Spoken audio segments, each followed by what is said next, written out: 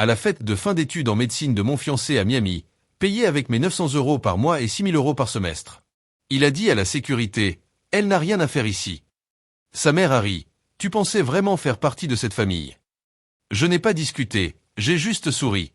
Je suis parti sans faire de scandale et j'ai fait un plan silencieux qu'il allait regretter. Elle n'a rien à faire ici. Ces mots ont coupé net le bruit de la fête, comme du verre qui se casse. Je me suis figé en plein pas, la coupe de champagne tremblant dans ma main. Pendant que la voix de Kevin, cette même voix qui m'avait murmuré pour toujours des dizaines de fois, effaçait mon existence avec une méchanceté glaciale. Le rire de sa mère, Diana, a suivi, froid et tranchant. Tu croyais vraiment faire partie de cette famille. Mais je vais un peu trop vite. Ce moment-là viendra plus tard. D'abord, tu dois comprendre qui je suis vraiment. Je m'appelle Rachel Mich. Pour presque tout le monde à l'hôpital général de Miami, je ne suis qu'une autre employée trop fatiguée, qui gagne 900 € par mois, et qui compte chaque centime pour que son fiancé puisse continuer la fac de médecine. Je suis la femme qui apporte des déjeuners faits maison dans des boîtes réutilisables. Celle qui porte les 3 mêmes ensembles professionnels, en les alternant bien, pour faire croire que j'ai une garde-robe variée. La petite amie qui veut bien faire, et qui arrive quand même à transférer 6 000 € tous les trimestres pour payer les frais d'inscription de Kevin. Ce que personne ne sait, ce que je cache depuis 3 ans avec soin, c'est que je suis en fait la fille unique d'Arthur Mich, dont l'entreprise Mich & Property domine le ciel de Miami. Ce compte bancaire que je consulte avec inquiétude dans la cafétéria de l'hôpital, c'est une façade bien travaillée. L'argent réel se trouve dans un fonds fiduciaire tellement grand que Kevin en tomberait de sa chaise s'il voyait le montant. Ce matin-là, j'ai suivi ma routine épuisante habituelle. Je me suis levé à 5h30 du matin dans mon petit appartement. Oui, je vivais dans 2 endroits différents. Et j'ai mis une chemise simple achetée exprès dans un magasin discount. J'ai pris une calculatrice, et j'ai fait semblant de faire mes comptes sur le comptoir de la cuisine, pour faire croire que j'avais des problèmes d'argent. Ce que Kevin attend. Chérie, n'oublie pas que j'ai besoin du paiement des frais d'inscription pour vendredi. M'a-t-il rappelé sans lever les yeux de son magazine médical. Il était allongé sur mon canapé usé, avec sa montre de luxe qu'il disait être une copie, et qui brillait sous la lumière du matin. Je m'en occupe, j'ai répondu comme toujours. Il m'a embrassé distraitement sur le front avant de partir. Tu es la meilleure. Je ne sais pas ce que je ferais sans toi. Moi non plus, Kevin. Moi non plus. À 7h du matin, j'étais déjà à mon bureau à l'administration de l'hôpital, traitant des factures médicales. Un travail pour lequel je suis beaucoup trop diplômé avec mon MBA de WTO, mais qui est une couverture parfaite. Personne ne se demande pourquoi la fille du patron ferait un job aussi mal payé. Parce que personne ne sait que je suis la fille du patron. À l'heure du déjeuner, je suis sorti pour un autre appel. L'investissement de Singapour a augmenté de 12%, ai-je dit à mon père, en parlant doucement pour garder la conversation privée. On devrait acheter le terrain près de Brickell avant la fin du trimestre. Rachel, cette comédie a assez duré, a soupiré Arthur. Sa voix montrait un mélange d'inquiétude et de frustration que je connaissais bien. Tu gères des millions en immobilier, tout en faisant semblant de ne pas pouvoir payer ton loyer. Pourquoi? Pour un homme qui ne sait même pas qui tu es vraiment. C'est justement pour ça que je dois le faire, papa, ai-je répondu, en regardant le personnel de l'hôpital passer près de moi. Aucun d'eux ne savait que la femme aux chaussures pratiques était en pleine négociation d'un contrat immobilier de plusieurs millions. Kevin est tombé amoureux de moi, pas de la fortune des Mich. Le silence de mon père disait tout. Vendredi soir, comme d'habitude pour le dîner, ai-je demandé, changeant de sujet. Ta chambre est toujours prête, a-t-il répondu avec une voix plus douce. Margot prépare ton plat préféré. J'ai souri en pensant à notre vieille gouvernante de toujours. Dis-lui que j'ai hâte. Ces soirées du vendredi sont les moments les plus bizarres de ma double vie. Je quitte l'hôpital en tant que Rachel l'administratrice. Je vais à un parking discret, et je me change à l'arrière de ma petite Honda. Ensuite, je monte dans une BMW que je garde là. Je conduis jusqu'à la villa au bord de mer de ma famille. Et je passe les grandes portes en tant que Rachel Mich, héritière et prodige du monde des affaires. Le vendredi dernier, je suis arrivé et j'ai trouvé mon père dans son bureau, en train de regarder des évaluations de propriété. Il a levé les yeux quand je suis entré. Son visage s'est éclairé malgré ses soucis. Voilà ma fille. Il m'a serré dans ses bras puis m'a regardé attentivement. Tu as l'air fatiguée, Rachel. Double journée de travail, ai-je expliqué, en m'asseyant dans le fauteuil en cuir en face de lui. Tout ce secret n'est pas bon pour toi, dit-il, en me servant un verre de vin d'une bouteille qui valait plus que mon supposé salaire mensuel. Si cet homme t'aime vraiment. C'est ce que j'ai besoin de savoir, l'ai-je coupé doucement. L'amour basé sur l'argent, ce n'est pas de l'amour du tout. C'est toi qui me l'as appris après la mort de maman, quand tous les amis ont disparu. La bague de fiançailles a capté la lumière pendant que je prenais mon verre. Elle était petite, un diamant d'un quart de carat dans un anneau simple. Kevin me l'avait offerte d'une manière très théâtrale. 10 ans qu'il avait économisé pendant des mois. Je l'aimais plus que toutes les autres bijoux de famille, pensant que c'était un vrai sacrifice. Ce que je ne savais pas à l'époque, c'est que Kevin s'était acheté une Rolex la même semaine. J'ai enfin fixé une date, ai-je dit à mon père, changeant de sujet. Juste après la cérémonie de remise de diplôme de Kevin, le mois prochain. Pendant la fête de célébration. J'ai déjà acheté un Pantouse avec vue sur le campus de l'hôpital. Je lui donnerai les clés là-bas. Je lui montrerai qui je suis vraiment. Arthur a levé un sourcil. Tu es sûr que c'est une bonne idée? 3 ans, papa. 3 ans à prouver qu'il m'aime pour moi. Pas pour ce que mon nom peut lui apporter. Une fois qu'il sera médecin, nos vies pourront vraiment s'unir. Mon père n'avait pas l'air convaincu, mais il a respecté ma décision. La vérité que je ne pouvais même pas m'avouer à moi-même à ce moment-là, c'est que j'avais commencé à avoir de petits doutes. De petites incohérences dans les histoires de Kevin. Des moments où son masque semblait glisser. Le lendemain matin, je reprenais mon rôle d'administratrice. Je lisais des rapports de budget à mon bureau. Quand Kevin est arrivé par surprise. Déjeuner, a-t-il proposé, avec ce sourire qui m'avait fait craquer la première fois. Nous nous sommes assis dans la cafétéria de l'hôpital. Mon sandwich maison contrastait fortement avec la nourriture à emporter chère qu'il avait apportée. Je l'écoutais parler d'un cas médical difficile, en essayant d'ignorer la question qui tournait dans ma tête. D'où venait l'argent pour tous ces repas coûteux? Alors qu'il disait crouler sous les dettes d'études? J'ai hâte qu'on puisse enfin se permettre de vraies vacances, a-t-il dit en agitant sa fourchette. Fini les restrictions de budget. J'ai hoché la tête, en pensant aux clés du Pantouse cachées dans le tiroir de mon bureau, en imaginant son visage quand il découvrirait que la femme simple qu'il avait choisie pouvait en fait lui offrir tout ce dont il rêvait, et même plus. Encore quelques semaines, ai-je murmuré, jusqu'à la remise de diplôme. Mon Dieu, oui, enfin. Jusqu'à ce que tout change, ai-je ajouté, sans savoir à quel point ces mots allaient être vrais. Ce soir-là, je suis parti tôt pour aller au Pantouse que j'avais acheté près de l'hôpital. C'était la surprise de remise de diplôme. Le lieu qui allait unir mes deux vies. Debout dans ce grand espace vide, avec des fenêtres du sol au plafond donnant sur Miami, je me suis laissé rêver à notre futur ici. Notre maison, une fois que tout serait révélé, une fois qu'il connaîtrait la vraie moi. Je voyais bien l'ironie. J'avais inventé tout ce mensonge pour m'assurer que Kevin m'aimait pour moi. Pas pour mon argent. Mais du coup, je ne lui avais jamais permis de vraiment connaître la vraie Rachel. Encore quelques semaines, ai-je chuchoté aux pièces vides. Et plus de mensonges entre nous. Ce que je ne pouvais pas savoir, c'est que le seul vrai mensonge dans notre relation était celui que je ne connaissais pas encore. Et il n'avait rien à voir avec ma richesse cachée. La première fois que j'ai compris que quelque chose clochait vraiment, c'était un mardi soir de mars. Kevin m'avait envoyé un message disant qu'il allait rentrer tard. Encore un groupe d'études pour un gros examen de cardiologie. J'avais préparé ses pâtes préférées, cuites juste à temps pour son retour habituel à 20h. À 22h30, la nourriture était froide et je regardais toujours mon téléphone. Quand il est enfin arrivé, juste avant minuit, une odeur de parfum inconnu s'accrochait légèrement à son cou. Pas forte, mais juste assez pour que je la remarque. Quand il s'est penché pour m'embrasser sur la joue. La bibliothèque était pleine, a-t-il expliqué, en posant son sac près de la porte. Le docteur Winters est connu pour ses questions pièges. J'ai hoché la tête sans lui dire que j'avais appelé la bibliothèque médicale à 21h, et qu'on m'avait dit qu'ils avaient fermé plus tôt à cause de travaux. Un petit mensonge, peut-être. Mais cela a planté une graine de doute qui allait grandir très vite.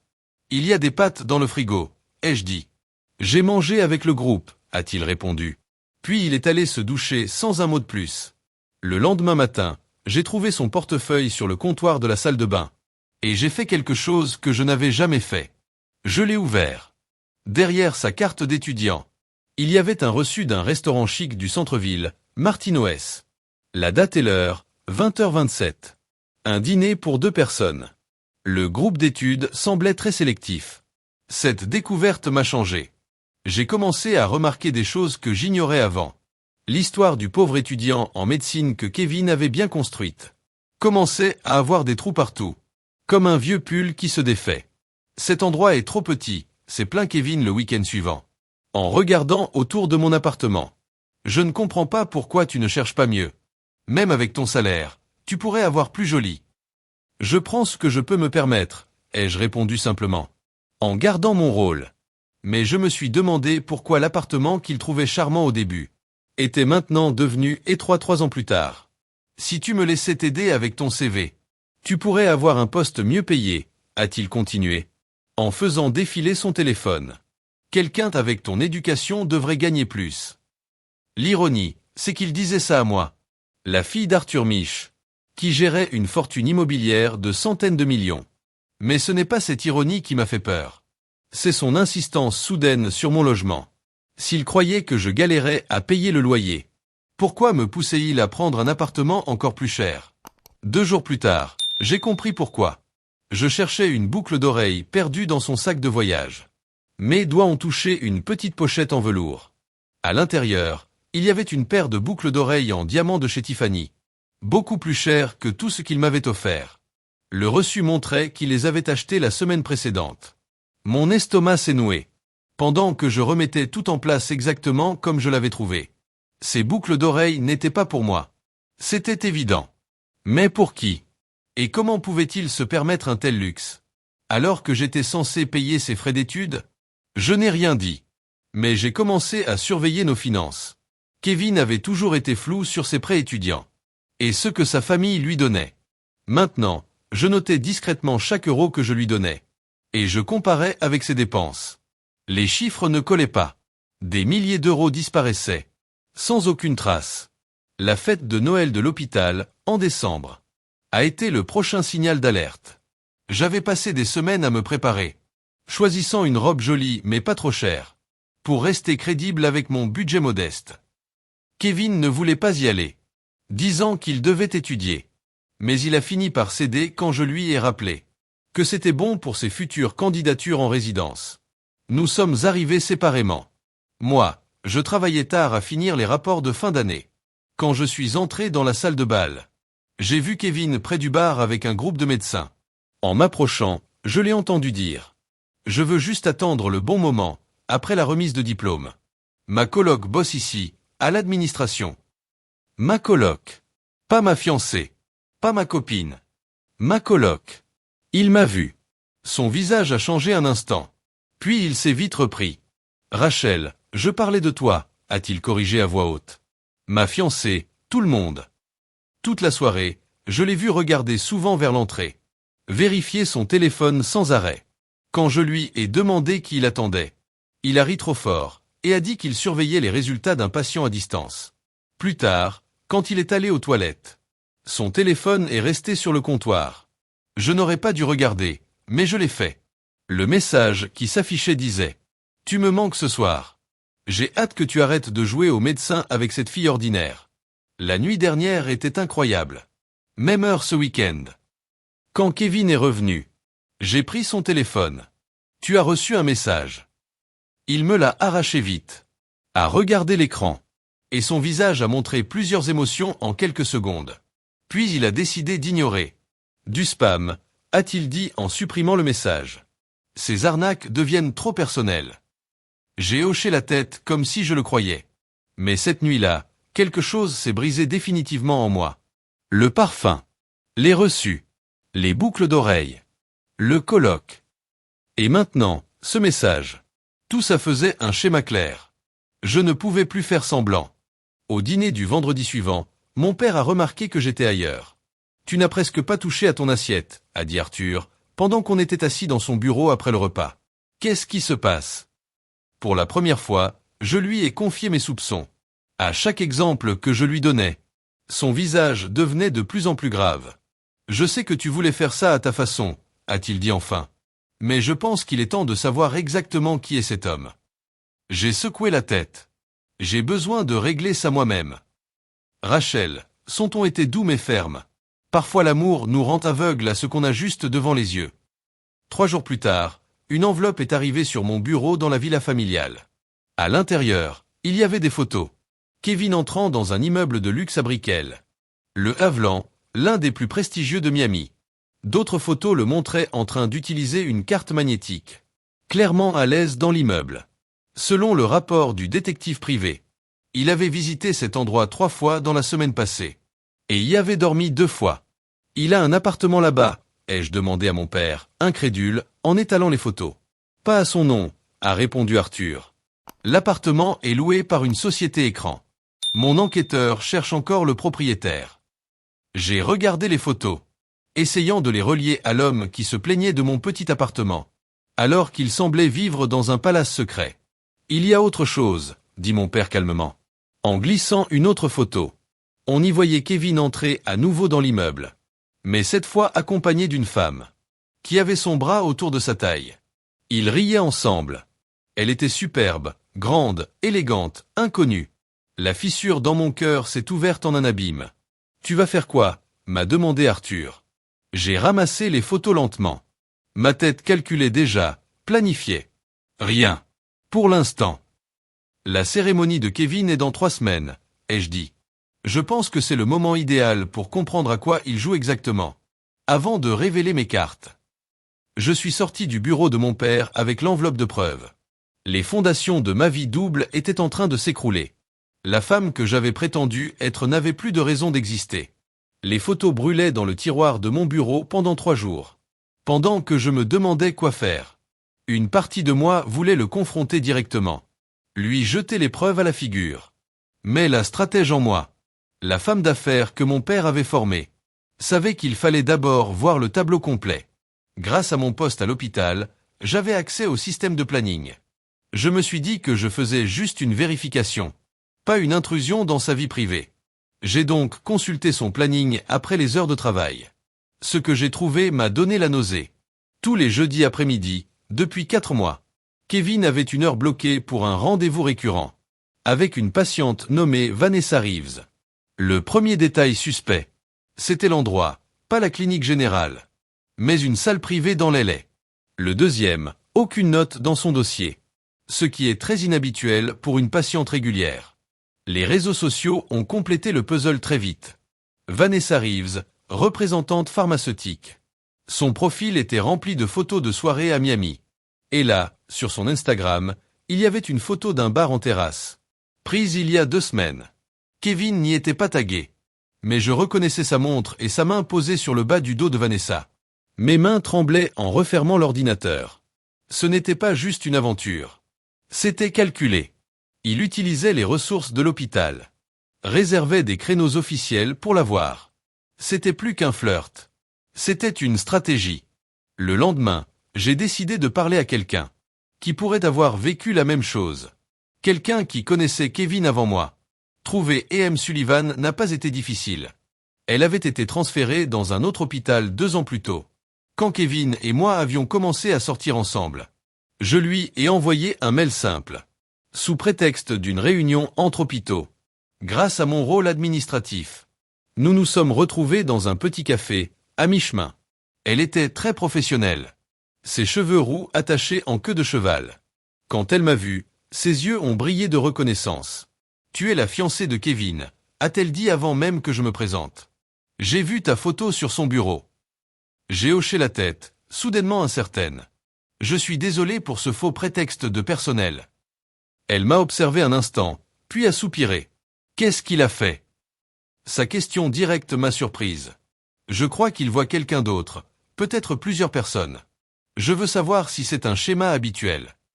Elle a fait signe au serveur pour un café. « Tu paies combien pour lui ?» Cette question m'a frappé comme un coup. « Comment ça ?» Les frais d'inscription, le loyer, les dépenses. Je ne veux pas être méchante, juste réaliste. Moi, j'ai dépensé environ 30 000 € en 18 mois. Heures sup, carte de crédit, tout pour lui. Il disait qu'on investissait dans notre avenir. Ma gorge s'est serrée. « Pourquoi tu as changé d'hôpital ?» Parce que je l'ai surpris avec une autre. Une étudiante en pharmacie. Bianca. Elle m'a pourri la vie. Il disait à tout le monde que j'étais folle. Que je le harcelais après une brève aventure. Elle serrait sa tasse si fort que ses jointures devenaient blanches. J'ai préféré repartir à zéro plutôt que me battre contre les rumeurs. Il te demandait des sommes fixes. Oui. 6 000 euros par trimestre. Plus les urgences. Comment tu sais ce montant? A-t-elle demandé. La même somme que moi, ai-je soufflé. Ça ne peut pas être une coïncidence. Je te crois. Elle s'est penchée. Écoute Rachel. Kevin, ce n'est pas juste un infidèle. C'est un calculateur. Après notre rupture, j'ai trouvé des notes où il avait tout écrit sur moi. Mon salaire, mes chances de promotion, les finances de mes parents. Comme si j'étais un projet qu'il étudiait. Mon cœur battait de plus en plus fort. Tu sais comment contacter Bianca? Elle travaille pour Méridian Pharmaceutique. Attends, je lui envoie un message. On reste en contact, un genre de club des survivantes. Elle a souri tristement. 3. Avec toi. Bianca a accepté de nous voir le même jour. Elle était différente, élégante, forte, déterminée. J'ai payé son cours de préparation au concours de médecine, a-t-elle dit. J'ai financé ses candidatures. J'ai payé son loyer. Et d'un coup, je n'étais plus assez bien. 2 semaines plus tard, il sortait avec quelqu'un, ayant de meilleurs contacts dans l'hôpital. Et ensuite il est passé à toi, a murmuré Bianca. Grâce à ton poste administratif. J'ai avalé ma salive. Combien il t'a pris? Environ 20 000 euros. Mon premier salaire annuel de représentante pharma. Elle a haussé les épaules, mais je voyais qu'elle avait encore mal. Une leçon de vie chère. Pendant qu'elles racontaient leurs histoires, le schéma devenait clair. Kevin n'était pas juste un coureur. C'était un manipulateur qui passait d'une femme à l'autre, chacune finançant une étape de sa carrière médicale. Le dernier morceau du puzzle s'est placé ce soir-là. Je n'avais jamais fouillé volontairement les affaires de Kevin. Mais cette fois, je suis entré dans son bureau sur le campus. Déterminé. Les tiroirs du haut ne contenaient rien de spécial. Des revues médicales, un stéthoscope, des barres protéinées. Le tiroir du bas était fermé à clé. Mais la petite clé que j'avais trouvée cachée dans sa lampe de bureau à la maison y entrait parfaitement. À l'intérieur, un carnet en cuir. Pas un journal intime. Quelque chose de bien plus effrayant. Des feuilles de calcul. Des chiffres. Des noms avec des remarques très détaillées. Bianca Martinez. Famille de classe moyenne stable. Salaire, 65 000 euros, avec potentiel de commission. Bonne pour les premières dépenses de médecine. Mais peu de croissance à long terme. S'attache trop vite, devient exigeante. Plan de transition, complété. E.M. Sullivan. Excellent contact à l'hôpital. Salaire d'infirmière avec possibilité d'heures sup, 5 000 euros. Potentiel de carrière limité. Commence à poser trop de questions. Plan de transition, complété. Rachel Mich. Poste administratif, gros potentiel de croissance. Très responsable financièrement. Aucune richesse visible mais excellente gestion d'argent. Fiable. Pose 0 question sur le soutien financier. Potentiel de soutien pendant toute la résidence. Plan, 80% complété. Mes mains tremblaient quand j'ai tourné la page. Vanessa Reeves. Contacts familiaux dans le monde médical. Son père est dans le conseil d'administration du Miami Central. Revenu, 90 000 euros plus prime pharma. Famille riche. Accès à l'appartement déjà assuré. Plan de transition, prêt. Attend confirmation de sa résidence pour finaliser. La dernière page contenait un graphique. Une sorte de portefeuille d'investissement. Mais avec des femmes. Avec les montants donnés. Le temps passé, et les retours sur investissement espérés. J'étais listé comme son investissement le plus rentable à ce jour. Avec plus de 140 000 euros donnés en 3 ans. Sous mon nom, il avait écrit une phrase qui m'a glacé le sang. Stratégie de fiançailles fonctionnant parfaitement. Aucune suspicion. Maintenir jusqu'à obtention de la résidence via ses contacts. Ensuite, passer à Vanessa. J'ai photographié chaque page. Ma vue était floue à cause des larmes que je refusais de laisser couler. Ce n'était pas juste une trahison. C'était clinique. Calculé. Un comportement de prédateur. Un sociopathe. Quand j'ai refermé le carnet et fermé le tiroir, quelque chose avait changé en moi. La douleur était toujours là, mais entourée d'une clarté froide et dure. Ce n'était plus une question de sauver la relation. Ce n'était même plus une question de vengeance. C'était une question de justice. En rentrant chez moi, j'ai appelé EM et Bianca. On doit se revoir, ai-je dit. Apportez vos relevés. Tout ce que vous avez donné. Tu prépares quoi? A demandé Bianca. Quelque chose d'approprié, ai-je répondu. Déjà en train de calculer la chute de Kevin Blackwell. Pendant les 2 semaines avant la remise de diplôme de Kevin, j'ai vécu une double vie encore plus intense. Le jour, j'étais toujours la fiancée parfaite. Je souriais pendant qu'il me parlait de son avenir. Mais en secret, avec Bianca et EM, je rassemblais chaque euro qu'il nous avait soutiré. La nuit, je préparais l'instant où mes 2 mondes allaient se fusionner. La fête de remise de diplôme de Kevin. À l'hôtel Ocean Terrace, une des propriétés les plus chères de Miami. Un endroit qu'aucune administratrice à 900 € par mois ne pouvait se permettre. Je lui ai dit que la fête était financée par une cagnotte surprise de ses collègues et camarades de promo.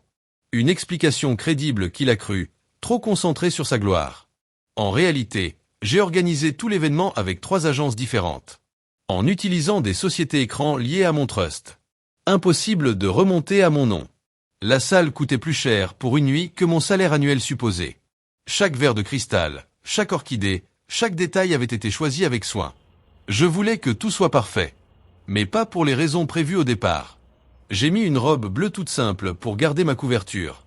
Les clés du Pantouse qu'il devait recevoir ce soir-là avaient été remplacées dans mon sac par les copies de son carnet. Et une petite enregistreuse audio. Kevin et moi sommes arrivés séparément. Lui, en avance pour la cérémonie. Moi, plus tard, pour la réception. Dès que je suis entré dans la salle de bal brillante, j'ai senti que quelque chose clochait. Les conversations s'arrêtaient quand je passais. Les gens se regardaient, murmuraient. Une femme que je ne connaissais pas m'a dévisagé, puis a chuchoté quelque chose à son compagnon, qui a éclaté de rire d'un air gêné. Kevin était de l'autre côté, en tenue de diplômé, entouré d'admirateurs. Sa mère, Diana, était à ses côtés. Elle était venue de Boston pour la cérémonie. Et c'était la première fois que je la rencontrais. Malgré 3 ans de fiançailles. Quand Kevin m'a vu, son sourire a un peu vacillé. Il a levé la main pour me saluer. Mais il n'a pas bougé. Il ne m'a pas présenté au groupe autour de lui. Pendant 30 minutes, j'ai circulé seul dans la fête, que j'avais organisée et payée. Je faisais des conversations polies, tout en observant Kevin et sa mère, qui semblaient éviter soigneusement de croiser mon chemin. « Vous devez être Rachel », a dit une voix dans mon dos. Je me suis retourné et j'ai vu Diana Blackwell, la mère de Kevin, qui me regardait avec un sourire froid. De près, je voyais d'où Kevin tenait son masque parfait. « Madame Blackwell, ravi de vous rencontrer enfin », ai-je dit en tendant la main. Elle m'a serré brièvement la main, d'un geste hautain. « Kevin m'a dit que vous travailliez dans la facturation ? Ou quelque chose comme ça. »« Je suis à l'administration de l'hôpital », ai-je corrigé doucement. « Très bien. » Son ton disait exactement le contraire. J'admire les gens qui se contentent de petites réussites. Avant que je puisse répondre, elle a regardé derrière moi et a changé de ton. « Oh, je dois saluer les Henderson. Kevin m'a dit qu'ils avaient peut-être une place dans leur clinique. » Elle m'a tapoté le bras, froide. « On se retrouve plus tard, ma chérie. » Puis elle a disparu dans la foule. Je suis resté là, glacé. Je n'attendais pas d'elle de l'amour. Mais son mépris ouvert était choquant. Surtout sachant, d'après mon histoire officielle, que j'étais la gentille fiancée qui avait aidé Kevin à payer ses études. Au fil de la soirée, Kevin a continué à m'éviter, faisant des apparitions très brèves à mes côtés, juste pour sauver les apparences. À un moment, son téléphone a sonné.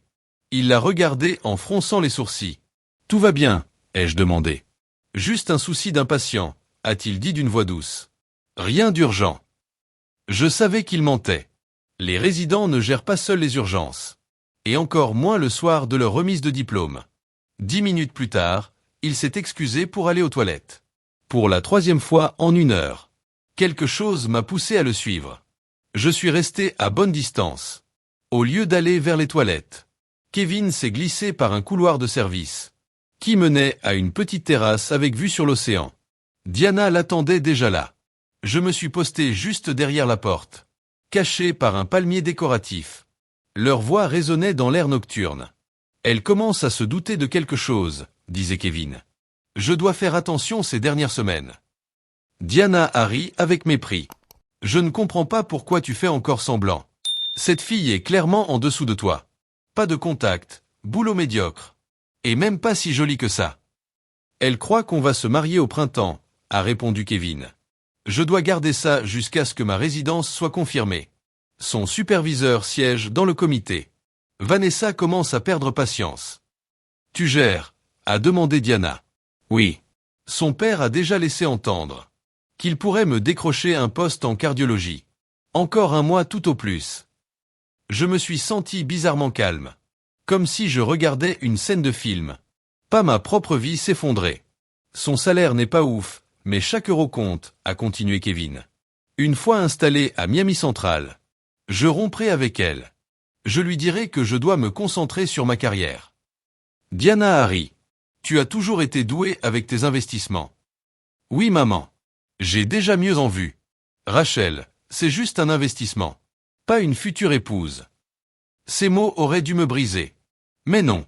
Ils ont simplement confirmé ce que je savais déjà. J'ai fait demi-tour. Prête à partir avant qu'il ne me voie. Mais j'ai heurté un serveur. Son plateau de verre vide est tombé sur le sol.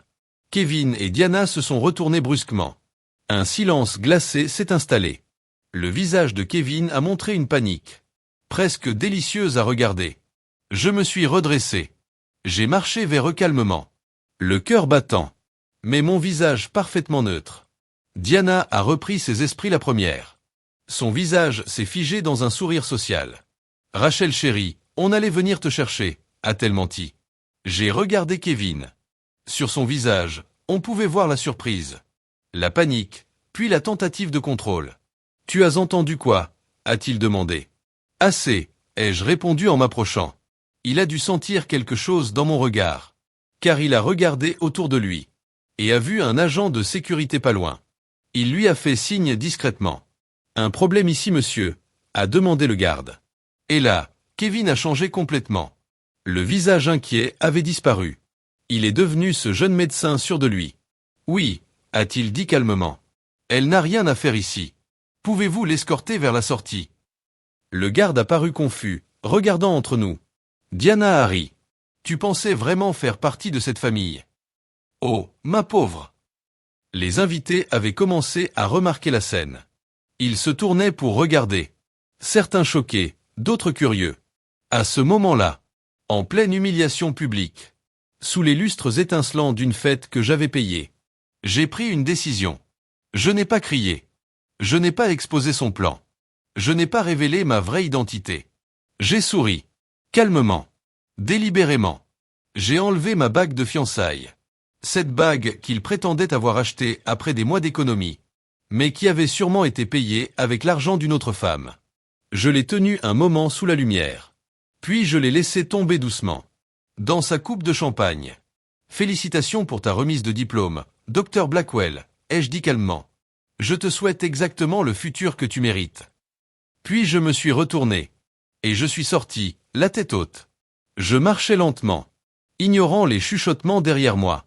Je n'ai pas versé une seule larme. Avant d'être dans ma voiture, porte fermée. Là, j'ai pleuré. Pas pour lui, mais pour la relation que je croyais réelle. Pour l'amour qui n'avait jamais existé. Puis j'ai séché mes larmes. J'ai démarré le moteur. Et j'ai commencé à calculer mentalement. Comment démolir l'avenir soigneusement construit. De Kevin Blackwell. Je ne suis pas rentré dans mon petit appartement ce soir-là. Je n'en voyais plus l'intérêt. Je suis allé directement dans mon vrai chez-moi. Le Pentouse au bord de la baie de Biscayne. Acheté il y a 3 ans. Je l'avais rarement utilisé. Juste pour recevoir discrètement des associés. Même le portier a levé les sourcils en me voyant descendre. D'une vieille Honda au lieu de ma voiture habituelle. Bonsoir, mademoiselle Mich. Ça faisait longtemps. Bonsoir Georges. Je vais rester ici à plein temps maintenant. Très bien madame. Je vous fais monter vos affaires. Non. Il n'y a rien là-dedans dont j'ai besoin. L'ascenseur privé m'a emmené au dernier étage. Quand les portes se sont ouvertes sur mon hall, le contraste avec le petit appart que je partageais avec Kevin était choquant. Des baies vitrées montraient tout Miami. Des œuvres d'art moderne sur les murs. Des plafonds hauts de 5 mètres. Tout brillait du luxe tranquille. D'un endroit conçu pour quelqu'un qui n'a pas besoin de prouver sa richesse. J'ai enlevé mes talons. J'ai marché pieds nus sur le marbre froid jusqu'à la salle de bain. J'ai retiré ma robe bleu pas cher en marchant. Sous la douche bouillante. Je me suis senti comme si je me lavais de 3 années entières. Je me suis autorisé exactement 10 minutes de tristesse. 10 minutes pour pleurer Kevin. Mais surtout le rêve qu'il représentait. Être aimé pour qui je suis. Pas pour mon nom ou ma fortune. Quand je suis sorti, enveloppé dans un peignoir de luxe, la Rachel soumise avait disparu. À sa place, il y avait Rachel Mich, fille d'Arthur Mich, héritière d'un empire, et femme d'affaires redoutable. J'ai ignoré les 17 appels manqués, et les 29 messages de Kevin, tous de plus en plus désespérés, en réalisant ce que son comportement allait lui coûter. Mais j'ai passé un autre appel. Papa, c'est moi. Tu avais raison. Je suis prête à redevenir une Mich. Le plan s'est mis en place avec la précision d'une opération chirurgicale. Dans les 48 heures suivantes. Pas de gestes dramatiques. Pas de cris. Juste de la stratégie pure. Kevin m'avait vu comme un investissement. Je lui ai rendu l'appareil. En démontant pièce par pièce. L'avenir qu'il avait construit sur le dos de femmes qu'il avait exploité. Lundi matin, au lieu d'aller à mon poste d'administratrice, je suis allé au bureau exécutif de l'hôpital général de Miami. Et j'ai demandé à voir le docteur Harold Winters, président du conseil d'administration. Rachel, m'a-t-il dit en se levant de son bureau. Nous nous étions croisés à de nombreux galas de charité. Mais il ne savait pas que j'étais l'employée discrète, avec laquelle il partageait son prénom. Ton père a dit que tu passerais. Que puis-je faire pour toi? J'ai posé un dossier sur son bureau. Je suis Rachel Mich, fille d'Arthur Mich. Et depuis ce matin, actionnaire majoritaire de Coastal Medical Group. Ses sourcils se sont levés brusquement. Coastal Medical Group possédait 3 hôpitaux de Miami, dont Miami General. En fait, j'ai travaillé ici pendant 3 ans. En administration. J'apprenais depuis le bas de l'échelle. Je n'avais aucune idée, a-t-il dit, recalibrant clairement son jugement. Peu de gens le savaient. C'était voulu. J'ai ouvert le dossier. Voici la liste actuelle des candidats à la résidence. Je souhaite discuter de préoccupations. Concernant l'un d'eux, le docteur Kevin Blackwell. Quand je suis sorti de son bureau, l'avenir que Kevin pensait avoir au Miami General avait disparu.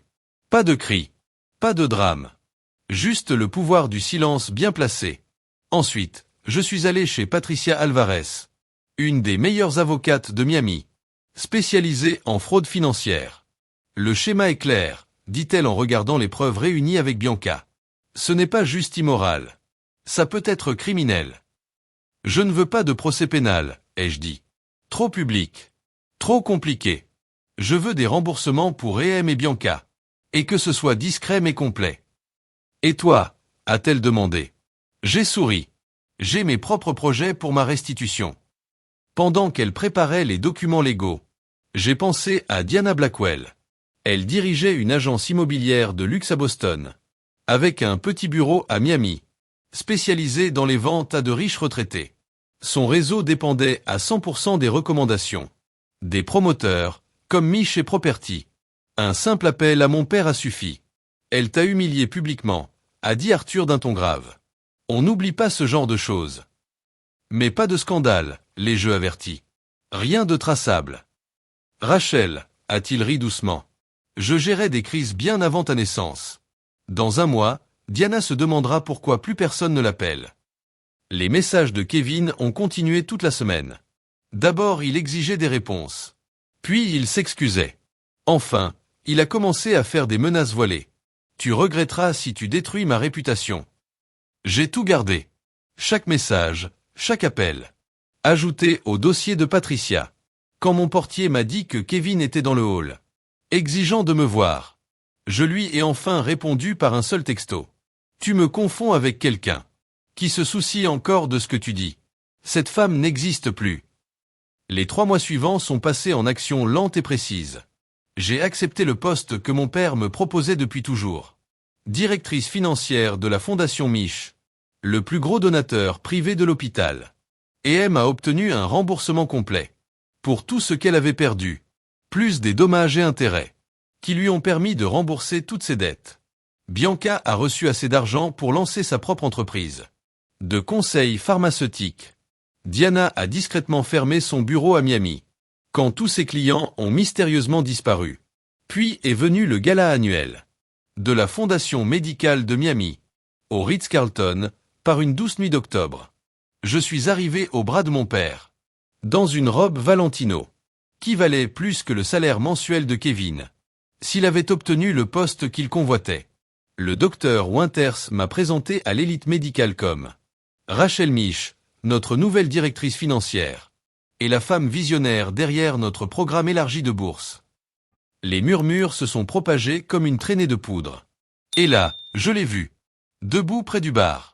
Dans un smoking loué. Le visage abasourdi. Les pièces du puzzle s'assemblaient enfin dans sa tête. Kevin avait décroché une place de résidence. Dans un petit hôpital communautaire de North Miami. Le seul programme qu'il avait accepté. Après le retrait mystérieux de ses recommandations. Je l'ai regardé. Je n'ai ni souri, ni pleuré. Je l'ai juste reconnu. Comme on reconnaît une mauvaise affaire. J'ai levé ma coupe de champagne. Dans sa direction. Puis je me suis retourné. Pour saluer le chef de cardiologie. Je l'ai effacé de mon monde, comme il m'avait effacé. Le soupir choqué de Diana. Juste à côté. Était assez fort pour arriver à mes oreilles. Elle n'a rien à faire ici. Avait-il dit un jour. Comme il s'était trompé. Fin de l'histoire. Si cette histoire de vengeance douce t'a touché. Abonne-toi. Ça ne prend qu'une seconde et ça t'aide notre chaîne à grandir. Clique sur j'aime si tu as été content quand Kevin a découvert qui était vraiment Rachel. Et dis-moi en commentaire ta partie préférée. Quand elle a découvert son journal. Quand elle a lâché sa bague dans le champagne. Ou quand elle a repris le pouvoir au gala. J'ai hâte de te lire.